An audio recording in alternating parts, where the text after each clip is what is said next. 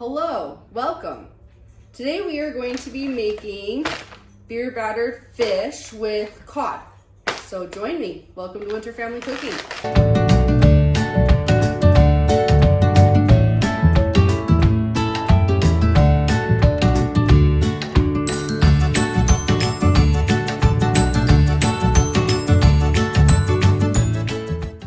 Hair's out of the way, aprons on. This is something that we're going to be frying outside. I have fried it inside. It makes a mess. It's just easier if you do it outside. I do it on my burner on my grill on the deck. Then if anything splatters or anything, we can just spray off the deck and call it good. You're not wiping all the cabinets and everything down like you do in here. So first thing we need to do is we need to get the flour mixture together that the fish will go in. I'm gonna go ahead and get that done. And then I'm going to pull these fish out. They're individually wrapped in here. I just got this at Smith's big family pack that was on sale. And look how much fish is in here. Oh, the water just splattered in my eyes because this was frozen. So there's a little bit of water in it and it just got on me. That's great. Anyways, so the fish that's in here, I'm gonna pull it out of these, make sure there's no bones or anything on it, and then I will put it in the flour mixture, and then we will actually make the batter for this. So I'm gonna go ahead and do that, and we'll go from there. All right, so first thing I am going to do for this mixture is it's just flour, salt, and pepper is all it is. We're gonna put it in, need a measuring cup, here it is. What's in my mind, it's okay. We're gonna put about a cup in this bag. Slide that to the side. Whoop, pepper is flying at me here. We're gonna put some salt in this, just sea salt. Sure, that looks great. And we're gonna do some black pepper. Sure, that looks great. Okay. And now we're gonna get this fish open and make sure there's not any big bones or anything in it.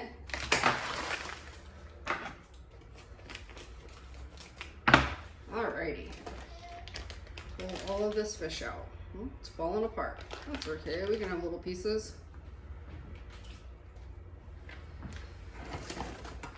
So I pulled these out not last night, but the night before.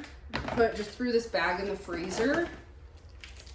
And they are still, this one's actually still slightly frozen, which is just fine. By the time we get it dredged in the flour and we do the batter and everything, it should be completely unthawed. So this is cod. You can use halibut, you can use catfish, you can use pretty much any type of white fish. It's just really meaty, that's what it's calling for. We are also going to have, because fish and chips, so we're going to do fish and tops with this. Pull all of this out.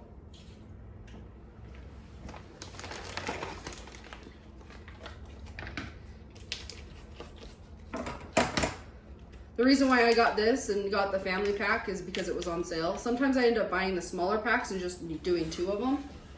But this is roughly the same amount and it was a lot cheaper this time. So that's why I got this.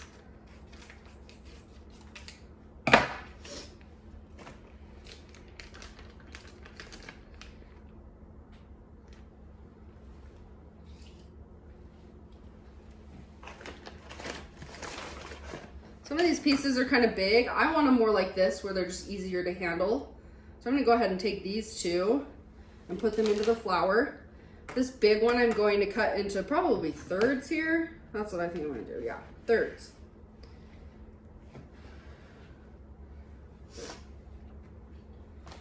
Throw it into the bag. You can cut these however you want. You can leave them as big as they come, you can cut them up. I just feel like they're easier to work with if they're smaller. And as I'm doing this, I am checking for bones. These seem to be pretty good.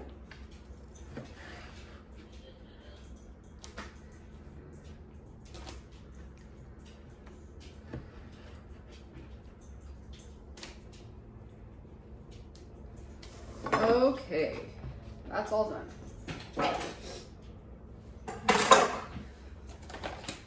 right back.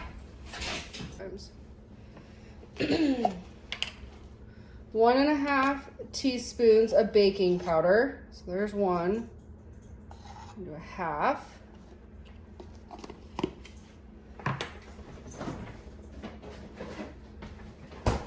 I need 7 tablespoons of milk. 1, 2, 3, 4, 5, 6, 7. Dun dun dun dun. Half a tablespoon of olive oil. I'm just gonna use the same one and just do roughly half. Sure, that looks great. 1 tablespoon of water. 1 tablespoon of water. A pinch of salt. Yep. And then it calls for 6 tablespoons of a fizzy lager. Is that how you say it? Lager? Lager? A beer is what it calls for. So, but you don't want to do the beer part until the end, until right before you actually do this. Right before you actually use this. So we're gonna mix this up a bit. And you know what? With how much fish, I can't even talk today, guys. With how much fish I have, I think I need to double this. Because this is technically made for just 1 thing of fish, and I technically have 2. So I am going to hurry and double this. So I've got enough to make sure I've got enough batter. Words are hard today.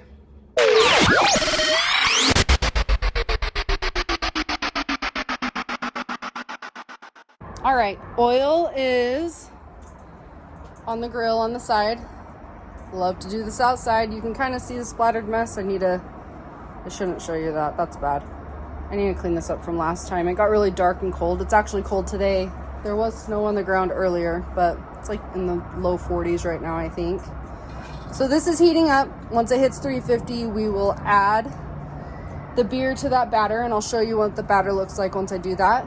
So a great way to check this. I have a candy thermometer I just started using this.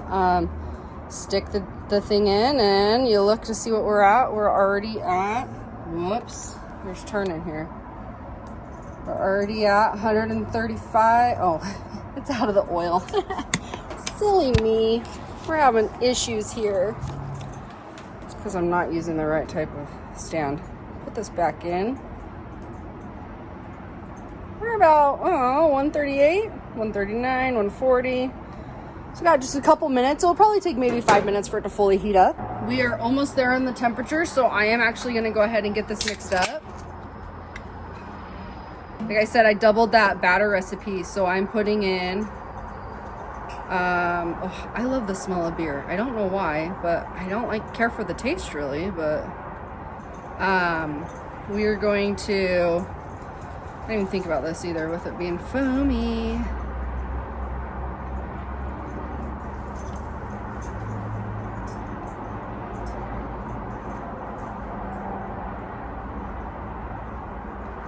Okay, that's roughly 3/4 of a cup. If it's a little dry, we can always add more to it. I'm gonna start trying to get this stirred in. It may take just a second. The reason why 350 is such a great temperature for the fish to cook it at in the oil is because if you go any less, you got to stay around 350. Obviously, you're not going to be able to keep it exactly 350. But the reason why it's the best is because, we're going to shake here for a minute. Earthquake! So right there, you surviving it? Got to be aggressive with this.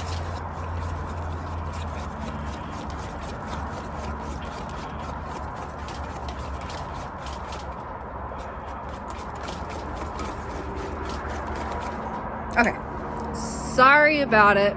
Anyways, best reason why 350 is great is because it's not going to allow the oil, if it's not hot enough, then the oil is going to kind of soak into your batter, and then it's going to just be really oily and greasy. You don't want that.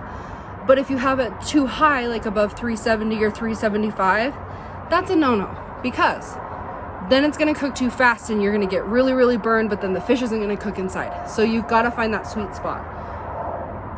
The fish, because it is cold, is going to lower that a little bit. So if you do start just a little bit higher, like 360 or 365, I wouldn't do much higher than that because I've had problems where it bubbles and it's just a disaster.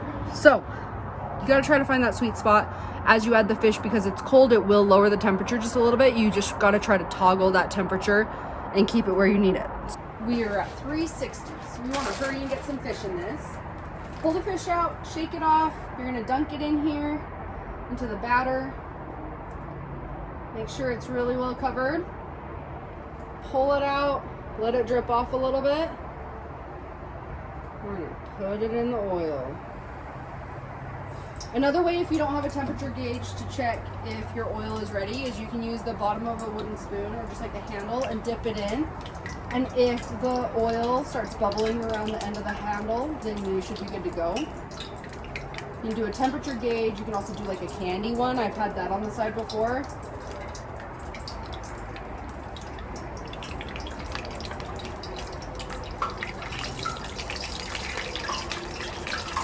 It pops. Snap, crackle, and pop.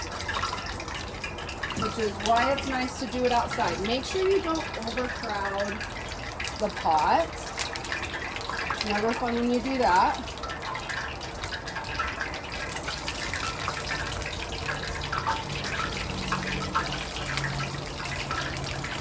I think that's what I'm going to stick with. So this is, I double checked the time. This is 7 to 8 minutes or until golden brown. So I'm going to let this go. I am going to keep checking my temperature of my oil to make sure we don't drop too much or it doesn't get too high. I'm just checking it real fast here. Yeah, we are about 350 on the money. So I'm going to let these go and I will show you what they look like. Actually, real fast. This is what they look like right now. That's what they're looking like so far. Yummy, yummy. I'll show you what this looks like now. It looks a little darker on the camera. It's not quite that dark. But it's got about 2 more minutes, but it is looking so good. So while that fish is outside cooking, I'm gonna hurry and make some fry sauce to go with the tater tots that we're having with this. Wait, we're having all it is ketchup and mayo mixed together. If you've never heard of it, it's kind of a Utah thing, but it's really good. Kind of mix it until it has, you mix it to however you want. You can do more ketchup, less mayo, whatever, but let me show you.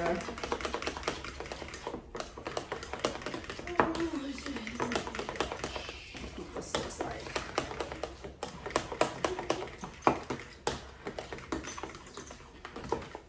So that is what it looks like. I actually may even add just a little bit more ketchup to this. Need to be quick here. And we'll use this with our tater tots. And if somebody wants to dip their fish in it, they can too. All right, there we go. We're gonna set it aside and wait for everything else to finish. So the rest Ahoy, babies! Oh boy. The rest of the fish has come off out of the oil. So I've got it all right here. It made quite a bit, as you can see. We will eat this with that fry sauce that I just made for the tots and this. Yeah, I made this in first. Tartar sauce. There's tartar sauce. Tartar sauce. That's what we're gonna use. Tartar sauce. Look how big this piece is.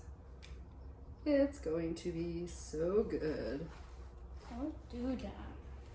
So, gonna pull the tots out of the, I don't know where, out of the oven. That's where I'm gonna pull the tots out of. And we are going to go ahead and dig in. Thanks for joining me. I hope you enjoy this recipe and I hope you try it. Not that hard to do, it's just a little messy with the grease, unfortunately. So, That's why you do it outside. that's why I do it outside. On the deck. We're gonna go ahead and enjoy this and we will see you next time. Thanks for joining.